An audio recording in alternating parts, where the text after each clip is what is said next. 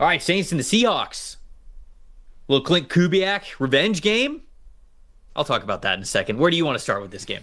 Interesting matchup because I think the Saints offensively, they haven't played that bad in the first 2 weeks. I just think they've gotten off to slow starts. First quarter, fourth quarter, kind of those big moments in games for you to put up points. They haven't done it, but they've been up and down. I think a big matchup individually I'm looking at is the Saints and this offensive line. It's still not great, and the two guard spots to me have been a concern. Trevor Penning's been out, so it's been Dylan Radins at left guard. He's got a 56.9 PFF grade, and Cesar Ruiz has really struggled on the right side, a 35.8 PFF grade. And then you look at these two big defensive tackles that Seattle's got in the middle of it. I thought these two guys really controlled the game against Pittsburgh so well last week. Leonard Williams, obviously Seattle's best defensive player last year, and I think once again this year at a 79 PFF grade. And Byron Murphy's giving him some real juice right now as a pass rusher. 7 pressures and 2 sacks through 2 games. I think these two guys are a big key. If the Saints want to run between the tackles, if they want to get in those inside zone runs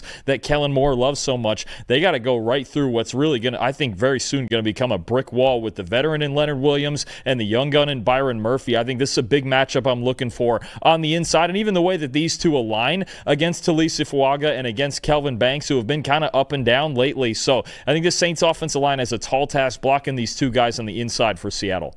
Yeah, that was the matchup that I would have highlighted, like in this game. I think that's the biggest matchup right now, is just how poor the Saints interior offensive line is and how on fire it feels like the Saints defensive line is. That could be just a game wrecker in and of itself. I think that Clint Kubiak, the offensive coordinator for the Seattle Seahawks, who was the offensive coordinator of the New Orleans Saints last year, him versus his old team. And, it's kind of funny because the Saints, just a 51.8 run defense grade against outside zone so far this season. That's something that Clint Kubiak likes to often go to, is that outside zone run game. And so I think that he'll do that plenty. And he knows this defense very, very well. A lot of the players that are starting this year for the New Orleans Saints were there last year. So seeing these guys in practice, he knows what they're capable of. He kind of knows what the DNA of this defense is going to be. So I think the advantage is there with Kubiak, and I think specifically with Kenneth Walker coming off of a really good game last week, a good score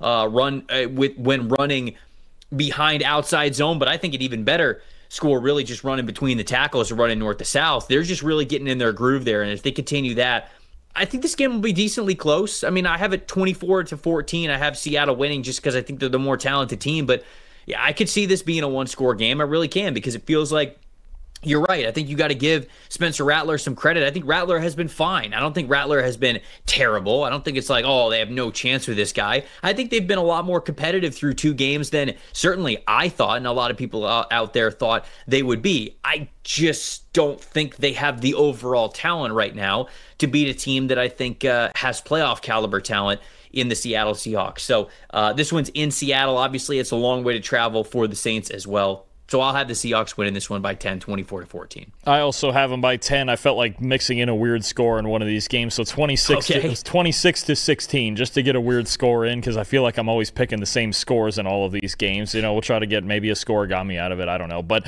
no, I'm with you. I think Seattle is the better team. Rattler hasn't been playing horrible football. I don't think he's been playing great football either. And I think the Saints team, they've done a nice job. Brandon Staley, with all the zone defenses he runs, has been keeping things within the box and really not giving up too many explosive plays to take themselves out of it. That's a big contrast from what Dennis Allen used to do with all the man coverage he used to run. But I think Seattle at home has the better football team. I'm with you. I think they get that run game going again.